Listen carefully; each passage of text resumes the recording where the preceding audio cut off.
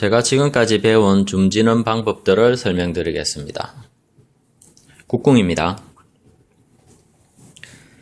전체적인 모양은 이렇습니다. 지고 나서 딱 보면 옆에서 보면 이렇고요. 정면에서 보면 이 정도 됩니다.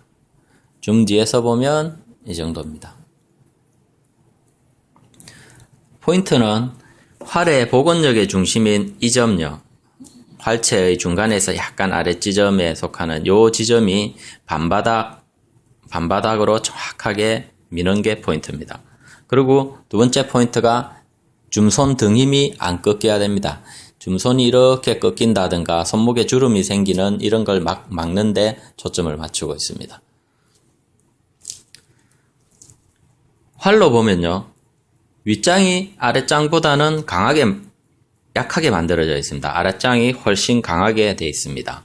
왜 그러냐면 활의 센터를 손이 지면 화살은 이 손 위쪽에 걸리기 때문에 위아래를 똑같이 만들면 밸런스가 안 맞습니다. 가장 중요한 이 복원력의 중심을 힘의 중심, 팔 힘의 중심으로 어떻게 효과적으로 미느냐에 따라서 화살의 힘이 더 실리고 덜 실리고가 결정이 납니다. 이 부분을 정확하게 힘을 중심으로 민다면 마치 철근 한가운데를 양쪽으로 밀고 위아래로 흔들듯이 손에는 아무런 무리가 안 오고 이 중심점 위아래로 힘이 알아서 분산이 되고 흡수가 됩니다.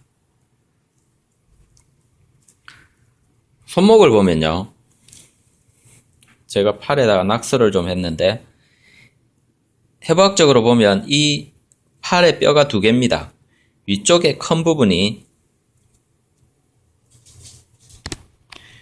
위쪽에 큰 부분이 주뼈입니다.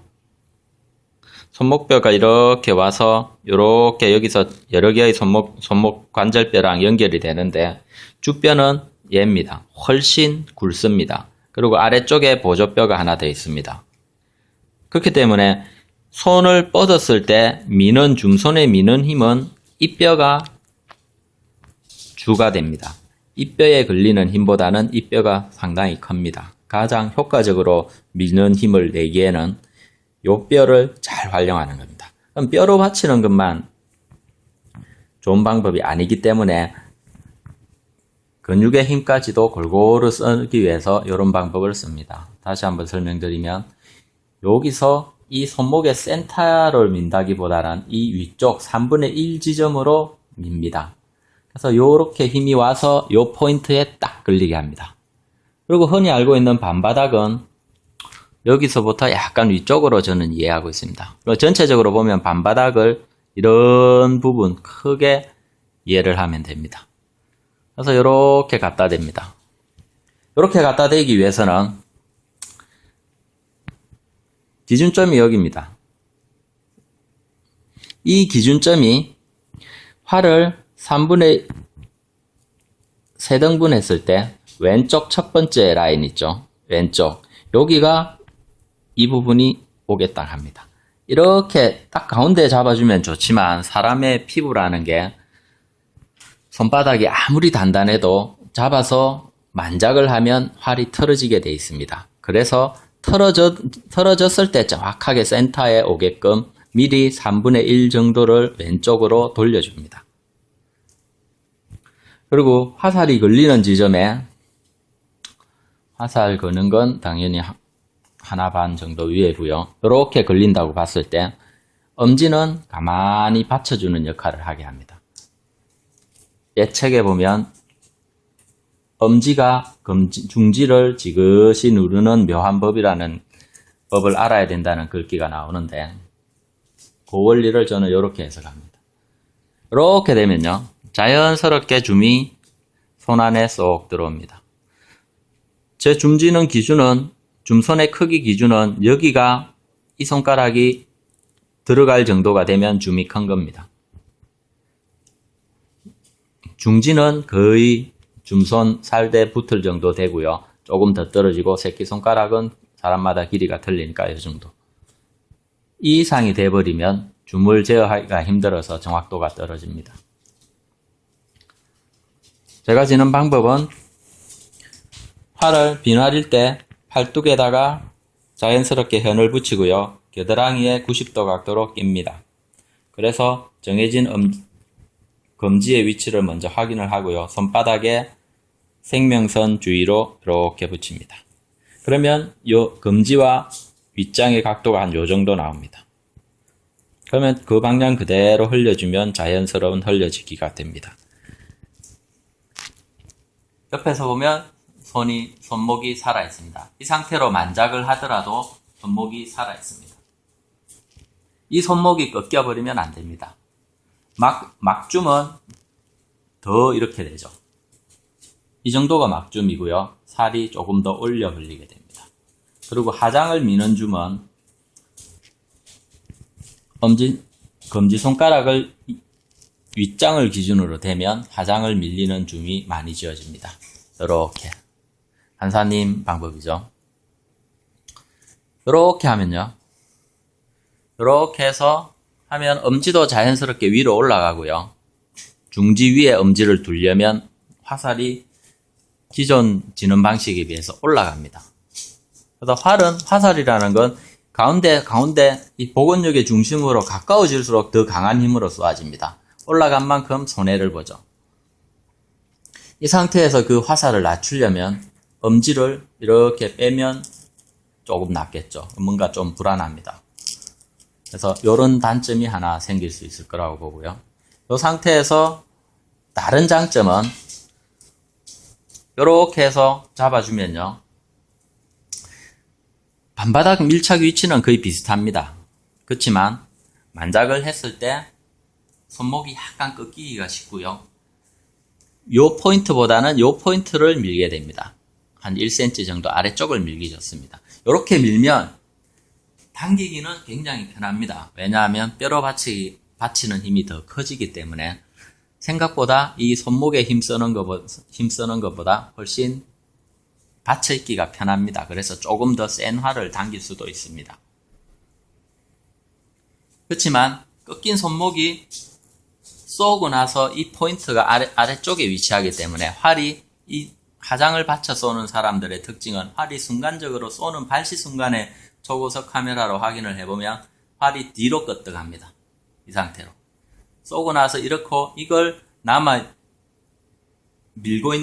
남아있는 힘으로 억지로 이렇게 밀어주게 됩니다. 이런 식으로. 그러니까 이중의 동작이 나오는 거죠. 자세히 보면. 그렇게 쏘기가 쉽습니다. 이렇게 반바닥을 잘 밀어주면 활을 쏘고 나서도 충격이 이 포인트 위아래로 분산이 되기 때문에 줌을 타고 오는 충격이 거의 없습니다. 요 포인트에서 요 위치가 벗어나면 벗어날수록 활로 타고 오는 충격은 커집니다.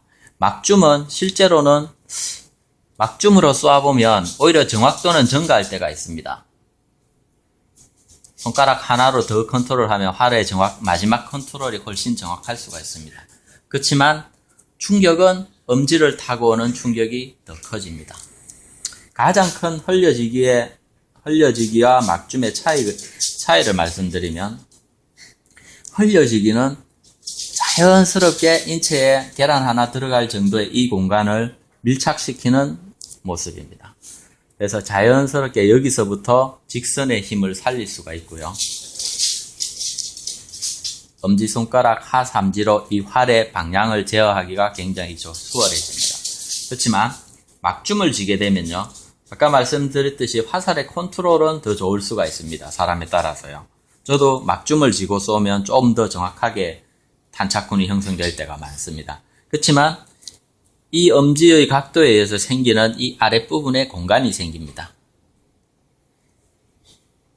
이 공간을 타고 활의 복원력의 중심에서부터 손가락이 조금 더 넓게 흩어졌기 때문에 아무래도 이 활의 움직임에 의한 충격이 팔에 많이 작용하게 됩니다.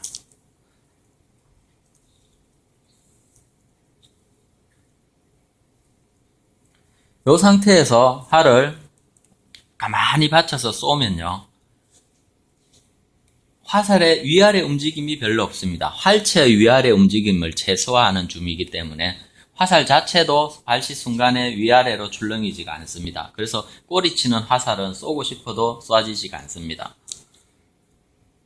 그래서 이렇게 쥐고 쏘고 나면 활 자체로 약간의 하중에 따라서 조금 뒤로 끄떡할 수가 있습니다. 그렇지만 요 중심에서 윗장의 반바닥이 약간 더 위로 형성되기 때문에 쏘고 나서 자연스러운 손목 근육의 연속된 동작으로 인해서 활이 약간 요렇게 눕습니다. 요 정도. 이걸 요렇게 진 상태에서 최대로 밀어봤자 이 정도가 답니다. 이 정도가 제가 이상적으로 생각하는 고자치기고요. 여기에서 억지로 엎으려면 활을 이렇게 틀어야 됩니다. 요건 뭐 좋고 나쁘고를 떠나서 방법입니다.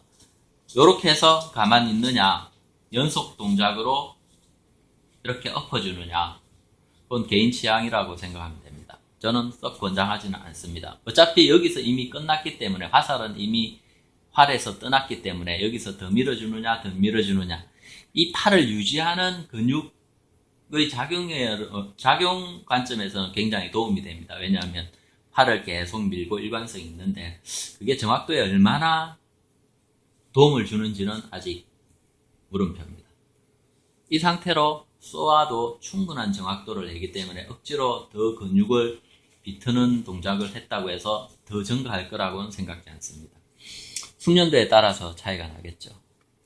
하여튼 제가 쏘아본 바로는 그렇습니다.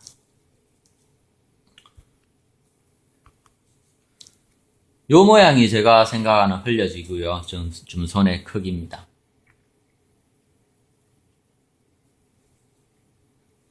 가장 핵심은 이 손목이 꺾이면 안 된다는 거고요.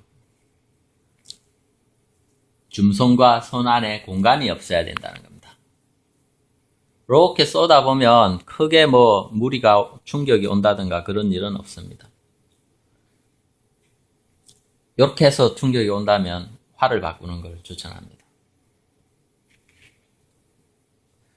마지막으로 제가 틀려지기와 하장에 조금 초점을 맞춘 줌과의 구별법을 설명을 드리면, 제대로 흘려진, 요 정도 흘려지기를 하면요, 새끼손가락이 요 생명선의 뿌리 쪽, 요 선에 걸립니다.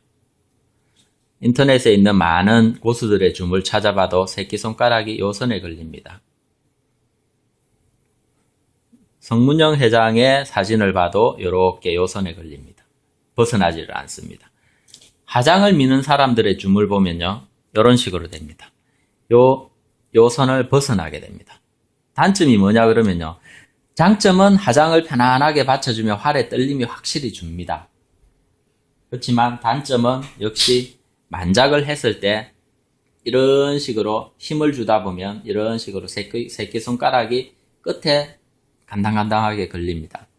벗어나기가 쉽습니다. 이런 식의 줌이 됩니다. 엄지는 눕힌다기보다는 세우는 형태의 줌이 많이 됩니다. 자연스럽게 또 화살이 좀 높은 위치에 가겠죠. 그죠? 이런 식의 발시가 많이 됩니다. 그래서 썩 권장하지 않습니다. 이런 이 새끼손가락에 더 걸리려면 줌이 더 기형적으로 작아야 됩니다. 그렇지만 평범한 작은 줌으로, 평범한 줌으로 이렇게 흘려만 쥐어도 쏠 때마다 굳은 살 생기지도 않고요. 전혀 굳은 살이 안 생깁니다. 약간 여기 조금 있습니다. 그리고 특별히 줌손이 손 안에서 논다는 기분도 없고요. 충격이 타고 들어온다는 느낌도 전혀 없습니다. 이 상태에서 가볍게 만작을 해서 쏘아주면 됩니다. 그러면 자연스럽게 그 방향으로 이런 고자치기 동작이 나오고 마무리하면 됩니다.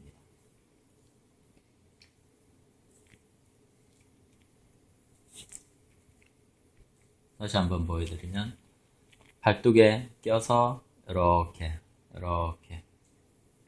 하고요. 저는 그 궁을 한 자세에서 요 정도, 손가락 2개 정도, 2개에서 3개 정도가 이렇게 떨어져 있는 상태를 확인을 합니다.